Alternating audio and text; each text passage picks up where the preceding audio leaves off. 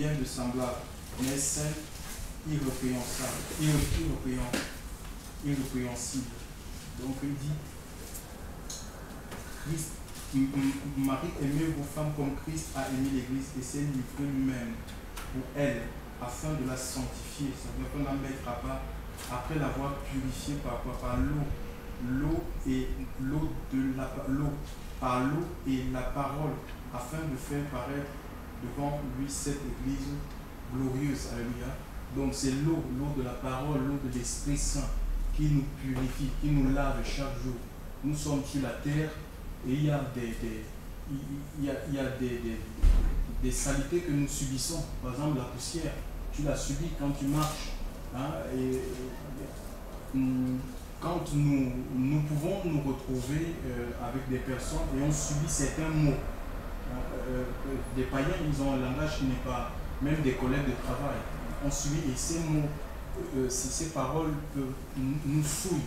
Et nous avons besoin que le Seigneur, par son esprit, il nous lave, alléluia, il nous lave, il nous nettoie, il nous transforme. On ne peut pas se changer par nous-mêmes. Je crois que ça doit être ici, c'est pas Jérémie, c'est Isaïe qui dit qu'un léopard ne peut pas changer sa propre peau. Nous avons une nature qui est une nature pécheresse que nous avons héritée, chers frères et sœurs.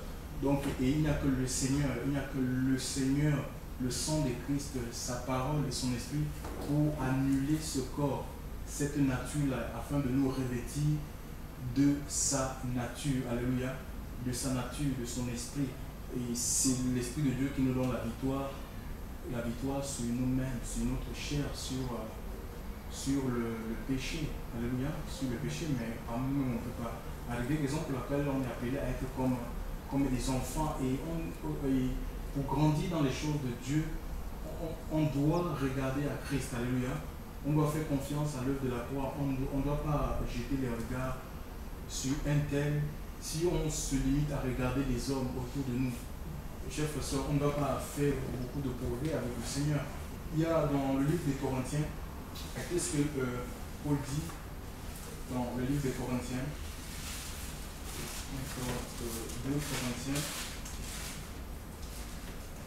2 Corinthiens, c'est les derniers chapitres de Corinthiens. Dans le livre des Corinthiens, il dit ceci. Il dit, examinez-vous vous-même. Donc il parle ici aux Corinthiens, 2 Corinthiens 12, verset 5. Examinez-vous vous-même pour savoir si vous êtes dans la foi. Éprouvez-vous vous-même. Ne reconnaissez-vous pas que Jésus-Christ est en vous, à moins peut-être que vous ne soyez reprouvés. Vous voyez, les Corinthiens, c'est des gens qui ont rencontré le Christ. Et nous voyons quand nous lisons que ce soit la première lettre que l'apôtre Paul va envoyer à cette église, on va constater qu'il y a une action très forte de l'esprit au milieu de cette assemblée. De cette assemblée, il y a des gens qui avaient des dons, il y avait différents dons, les prophéties, le parler en langue, mais c'était charnel. Les dons ne nous rendent pas spirituels, chers frères et sœurs, parce que les dons, dans le monde aussi, les gens, ils ont les dons. Ils ont les dons, ils utilisent les puissances, ils utilisent d'autres sources pour faire ce que Dieu est capable de faire. Vous voyez, quand Moïse est allé en Égypte, il a jeté son bâton devant le pharaon. Et le pharaon aussi, il avait des magiciens autour d'eux qui ont pris leur bâton. Et ces bâtons sont devenus aussi des serpents. Donc, des dons de guérison, l'église là, mais comprenez que de l'autre côté, aussi il y a le diable peut donner la guérison à des personnes. Mais la seule différence, c'est au niveau de la vie. Satan ne donne pas la sainteté aux gens. Satan ne donne pas la sainteté, il ne peut pas donner la sainteté aux gens, il ne peut pas donner la justice de Dieu aux personnes. C'est ce qui fait la différence. Et les chrétiens, Satan ne nous rend pas saints. Et les chrétiens de Corinthe, ils étaient charnels.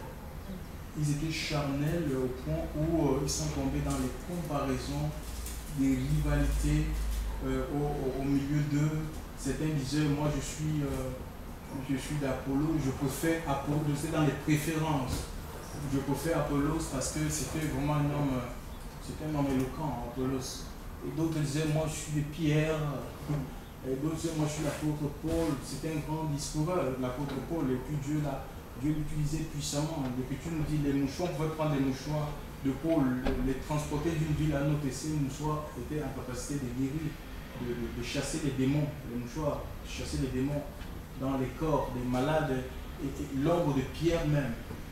Oui, donc les gens, ils avaient des préférences comme ça. Et même celui qui devait être élevé, celui qui devait être le centre de leur attention était un peu comme mis de côté. Je veux parler de Christ. Alléluia. Et Paul va les regarder en disant, que ce soit Apollos, Pierre, oui, voilà, au moins, personne n'est allé à la croix. Aucun pasteur n'est allé à la croix, aucun homme ne pouvait aller à la croix. Je ne sais pas pour vous, chers frères. Alléluia. Et personne n'est mort pour vous, personne n'a donné son sang pour vous, c'est Christ, alléluia, qui a donné notre vie. Et même quand on nous baptise, on ne nous baptise pas au nom d'un pasteur. Hein? On ne nous baptise pas au nom de pasteur, on nous baptise au nom de Jésus-Christ. Et aucun pasteur, aucun homme n'est le chemin à suivre. Aucun prédicateur n'est le chemin à suivre. Dieu ne nous appelle pas à nous attacher à des prédicateurs ou essayer de comparer tel prédicateur est mieux que. Mais ça veut dire tout simplement qu'on n'a rien compris, on a besoin peut-être d'être renouvelé dans notre pensée, parce qu'en fait l'église c'est quoi? C'est un corps, et c'est nous qui composons, les enfants de Dieu. Dans le monde compose ce corps-là. Donc comment les membres vont pouvoir se comparer? La main droite va dire moi je suis plus mieux que la main gauche. Où le pied droit dit moi je suis plus. Vous voyez que ça ne tient pas. C'est des membres qui sont chacun à sa place et sa fonction, chers frères et sœurs. C'est la même chose dans l'œuvre de Dieu. Chacun de nous a une spécificité. Et chacun de nous, au lieu de regarder les faiblesses, les manques de l'autre, Dieu nous amène. L'apôtre dit qu'on doit s'examiner nous-mêmes pour savoir si on est dans la foi. Ce n'est pas une foi religieuse. Dieu nous amène pas à vivre une foi religieuse, rituelle, non. La foi dans la parole du Seigneur. Alléluia. Si on est dans la parole de Dieu, c'est ça. Si on est établi, si on est fondé, si on est enraciné dans la parole de Dieu, et c'est chaque jour, la vie avec Dieu, c'est une vie de remise à plat, de remise à niveau. Tous les jours, on doit faire un examen de conscience sur notre propre vie, à répondre, à regarder, parce que les gens cherchaient les pouces sur le ministère de Paul. Hein? On scrutait, ces chrétiens, ils puissent scruter la vie de Paul, c'est perdre de l'énergie si on passe son temps à raconter sur un frère, sur une sœur, sa vie, ses imperfections, ses faiblesses, mais ça, c'est de l'énergie que nous perdons pour rien du tout, chers frères et sœurs. Ça serait encore mieux de prier pour les faiblesses de quelqu'un que de parler, de dire il est comme ça, elle est comme ça. Ça ne nous avance pas, ça ne nous avancera pas dans les choses de Dieu. L'apôtre va reprendre cette église et nous sommes l'église du Seigneur. Ce qui est écrit pour les Corinthiens est aussi valable, alléluia, pour nous aujourd'hui. Le Seigneur nous appelle, chers frères et sœurs, à nous remettre constamment en question. On n'a pas besoin d'essayer d'utiliser les balances humaines, les mesures humaines pour essayer de nous comparer. Il n'y a pas de place pour la comparaison. Vous voyez, dans le monde, les gens ils ont des normes, ils ont des mesures, ils se comparent entre eux. Moi j'ai 5 ans de foi, donc ça veut dire que je connais mieux Dieu que toi qui vient d'arriver. Ce n'est pas biblique, ça. C'est pas dans la Bible. Alléluia. Et moi, bon, parce que j'ai tel ministère, ça veut dire que je suis plus important que toi, je suis supérieur à toi. Il n'y a pas de supérieur et d'inférieur au milieu de nous, chers frères et sœurs. On est tous, le Seigneur dit, vous êtes tous frères. À Matthieu, chapitre 9, verset 10. Vous êtes tous frères, n'appelez personne votre maître. Il n'y a pas de relation maître-esclave, non. C'est des dons qu'on a reçus, c'est comme un corps. Si je me sens sale, je vais utiliser mes mains, je vais me servir mes mains pour me, voilà, pour me laver, pour me frotter le corps, par exemple pendant le bain. C'est la même chose. Si j'ai envie de me gratter, je vais utiliser l'ongle. Alléluia. Pour le faire, l'ongle est fait pour ça. Alléluia. Et mes oreilles sont faites pour écouter. Si j'ai envie d'écouter quelque chose, je me sers de mes oreilles. Donc le corps est composé ainsi. Et on n'a pas besoin d'essayer de faire des mesures pour essayer de nous comparer. C'est ça qui cause des rivalités, des divisions, des sectes au milieu de l'Église. Parce qu'il y a un qui a été mesuré, il n'a pas été trouvé pour, je ne sais pas quelle taille que nous avons devant Dieu, pas devant les hommes. Parce qu'on peut paraître grand devant les hommes et vraiment être un nain. Et être un nain devant le Seigneur. Et il n'est même pas question. Moi, j'ai vu dans certains milieux où les hommes de d'abord le font. Pour s'élever, qu'est-ce qu'ils font? Ils essaient d'écraser les autres, d'abaisser, d'humilier les autres pour être bien vu devant les hommes. Mais être vu devant les hommes ou être bien vu devant Dieu, il faut choisir. Ce qui est important, c'est l'approbation de Dieu. Il y a un aussi qui a été pesé dans la Bible, il n'a pas été trouvé léger. Je parle de Jésus. Jésus a été pesé dans la balance de Dieu. Il n'a pas été trouvé léger, contrairement à un roi, Belshazzar, dans le livre de Daniel. C'est celui, Belshazzar, c'était le fils de Nebuchadnezzar. Donc c'est lui qui a succédé à son père. Nebuchadnezzar craignait Dieu. Et à un moment donné, Dieu lui avait donné la gloire, la magnificence, la profondeur de tous les royaumes des nations. Mais à cause de cette gloire, il s'est rebellé et Dieu l'a arraché à un moment donné son royaume. Fort qu'il a passé 7 ans à vivre dans la forêt comme un animal, chers frères et sœurs. Et après ces 7 ans, il a reconnu que Dieu régnait, que le règne de Dieu était au-dessus du règne des hommes.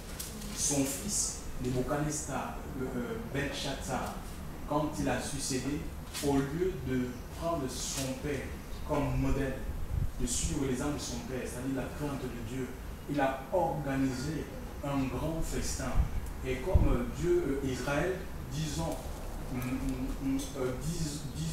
plutôt, parce qu'ils étaient déportés 70 ans en Babylone, donc disons 70 ans plus tôt,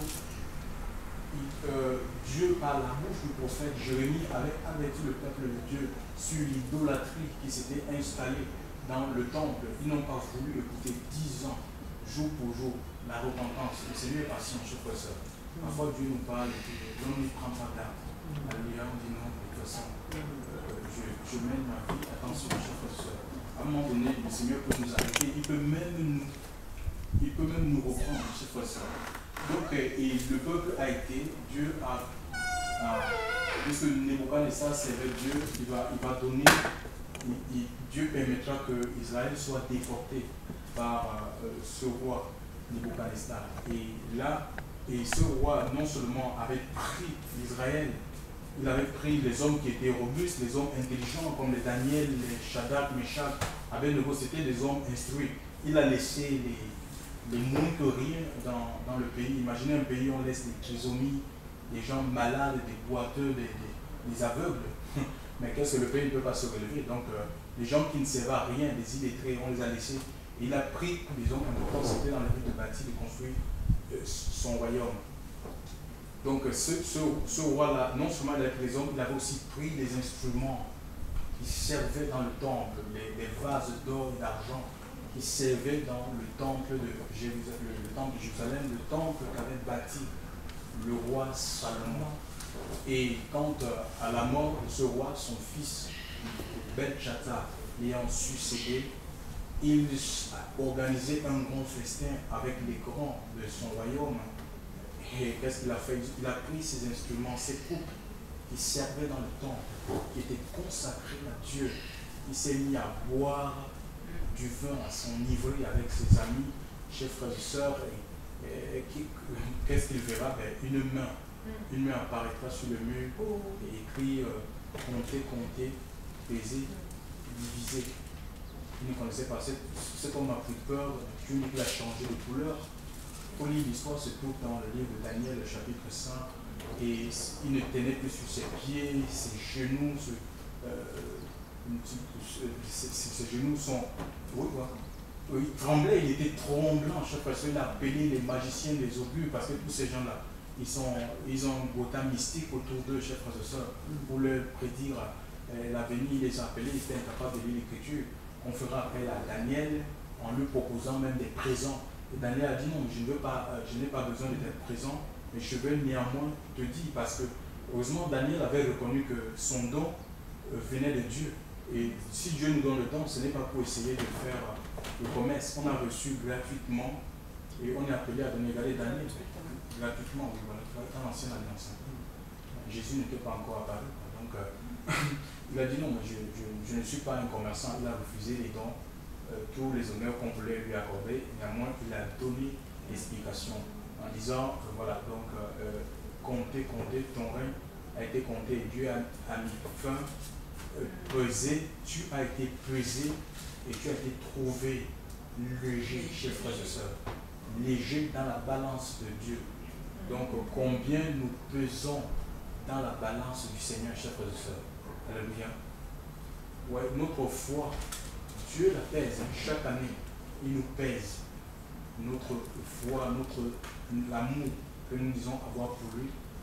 Dieu, tout le temps, il pèse, il voit cet amour, chers frères et sœurs. Quelquefois, on est léger, chers frères et sœurs. Quelquefois, on est superficiel devant les petites épreuves, les petites tentations, les petites remarques, réflexions, moins de réflexions. On tombe, on chute. On chute pourquoi? Parce qu'il n'y a pas la gloire de Dieu en nous. Oui, la gloire, c'est un poids. Nous avons parlé tout à l'heure, quand je commençais à parler de la gloire de Dieu. Le Seigneur veut une église glorieuse. La gloire, c'est un poids. C'est comme un organe. Cavote, on appelle ça cavote. Le foie, c'est l'organe le plus lourd du corps humain. Donc, on le compare un peu à la gloire de Dieu. Quand la gloire de Dieu vient en toi, mais ça te rend, tu deviens solide. Mais c'est sur le plan spirituel. Tu peux être quelqu'un qui pèse 25 kilos. Hein. Tu peux avoir 70 ans et peser 25 kilos ou 50 ans et peser, je ne sais pas, 30 kilos. Mais c'est spirituel, tu es lourd. Ça veut dire que tu ne pas. Il y a des vents, parce que nous vivons dans le monde, il y a des vents de tentation, il y a des vents de séduction. Tu peux être emporté, mais parce qu'il y a la gloire de Dieu, il y a la présence du Seigneur en toi, tu résistes, tu peux aller à contre-courant, chers frères et sœurs. Donc le Seigneur nous pèse et nous ne devons jamais comparer notre vie à un frère, à une sœur, chers frères et sœurs. Nous devons nous regarder notre vie par rapport à Christ. Alléluia. Regarde ton niveau d'amour, l'amour que tu as pour le Seigneur, par rapport au niveau d'amour que Jésus, homme, avait pour son Dieu. Regarde la façon dont tu sais, ton niveau de consécration. Ne compare pas ton niveau de consécration à ton frère, un soeur ou à un ministère. Regarde ton niveau de consécration par rapport au niveau de Christ. Parce que l'Écriture nous dit que le but final, c'est que l'Église atteigne, l'Église, c'est nous, l'Église, que nous atteignions la stature parfaite de Christ dans le livre d'Éphésiens. Éphésiens 4, 11, 12, 13, 14. Vous pouvez lire ça. Qu'on atteigne la stature. Et Luc 2, 52 dit Jésus croissait, il grandissait, il se développait en sagesse, en stature. Chaque personne, nous devons grandir. Nous devons avoir chacune pensée renouvelée, chers frères et sœurs. Une sagesse. Le roi Salomon, nous dit l'Écriture, avait une connaissance multipliée des choses de Dieu. Parce que Dieu n'est pas limité, chers frères et sœurs. Dieu, ce n'est pas une connaissance théologique. Ce n'est pas la sagesse des hommes. Quand on va avoir un livre, quand on va consulter le livre, oui, je dois faire comme ça, cette situation. Non, tu vas recevoir par rapport à une situation. Dieu te donne te dit comment tu dois faire, comment tu dois procéder pour sortir de la situation, chers frères et sœurs. Il n'y a pas de recette, mais ça demande tout simplement que nous suivions le Maître. Alléluia. Il est notre modèle, il est notre exemple. Et on n'a pas fini de grandir. Jésus grandissait en sagesse, en stature, en force, en grâce, devant Dieu et devant les hommes. L'onction de Dieu doit grandir dans notre vie, chers frères et sœurs. Parce que nous sommes un vase. Et ça va grandir comment? Au fur et à mesure. Alléluia. Ma coupe de bottes, sa coupe de bottes de quoi? De la présence de Dieu, du Saint-Esprit, chers frères et sœurs, de la connaissance. C'est la connaissance révélatrice. Alléluia. Celle qui nous est communiquée par le Saint-Esprit. Et Jésus dit qu'il veut nous donner une mesure serrée, secouée. C'est-à-dire que toute notre vie doit être, vraiment toutes les parties de mon corps doivent être remplies du Seigneur. Alléluia. Remplies de Dieu. Mes yeux, mes oreilles, mes pieds, j'ai dit que tout mon corps, mes mains doivent être remplis du Seigneur, chers frères. Alléluia. Pour vivre effectivement la parole de Dieu. Alléluia. Nous, on doit grandir, on appelle à grandir. Juste tant que le Seigneur n'est pas là, on n'a pas fini de grandir. Alléluia. On n'a pas fini de découvrir qui il est réellement. C'est quand nous serons face à face que nous connaîtrons toutes choses. Alléluia. Nous le connaîtrons comme lui nous a effectivement connu. Que le nom du Seigneur soit béni. Alléluia. Donc voilà, les gens ils ont privilégié les ministères, la course au ministère, c'est rien tout ça. Le ministère c'est rien. Le ministère même est plus efficace si tu bâtis une relation avec Dieu. Alléluia. Là, tu vas recevoir les directives de Dieu et tu vas abreuver les gens. Alléluia. Tu vas abreuver le ministère, mais si on privilégie le ministère au détriment de la relation c'est important. Alléluia. Dans la relation, tu reçois les directives. Comme Marie qui était à pied, qui était assise au pied de Jésus. Alléluia. Donc là, il y a une communication, il y a l'échange. Alléluia. Et Dieu veut partager avec nous, il veut nous communiquer des choses. C'est pour ça. Donc il faut privilégier la relation, c'est important. Alléluia. Même si on n'est pas compris, on peut penser qu'on ne fait rien. Surtout les gens qui ont accepté la conduite de l'esprit. Parfois on pense que mais c'est des feignants, ils ne font rien. Mais on ne fait rien pour Dieu. C'est Dieu qui fait l'œuvre. On fait des choses que Dieu commande. On ne s'aventure pas dans les activités humaines, religieuses, en disant qu'on fait pour Dieu. Ça, c'est la religion, ça. C'est faire pour Dieu. On va au rythme de Dieu. La vie d'Israël au désert était rythmée par la nuit. Alléluia. Quand la nuit s'arrêtait, donc il n'y a pas d'aventurisme. On ne fait pas l'aventure. On ne sait pas de bâtir quelque chose dans la chair. Laissons le Seigneur bâtir son église en nous. Laissons Dieu construire, achever le temple. Alléluia. Que nous sommes. Qu'il achève son œuvre en nous. Alléluia. Avec ses matériaux à lui. La justice, la vérité. L'amour, c'est Dieu, la compassion. C'est Dieu qui met. C'est les matériaux qui construisent le temple que nous sommes. Et le monde verra effectivement que nous appartenons à Dieu. Alléluia. Donc voilà, c'est un travail, c'est un processus. Je pense que c'est tous les jours, chaque année, mais voilà, on avance avec le Seigneur. On ne s'arrête pas parce qu'on n'est pas bien. Non. Qu'on soit bien, qu'on ne soit pas bien, il faut avancer avec le Seigneur. Alléluia. Que le nom du Seigneur soit béni.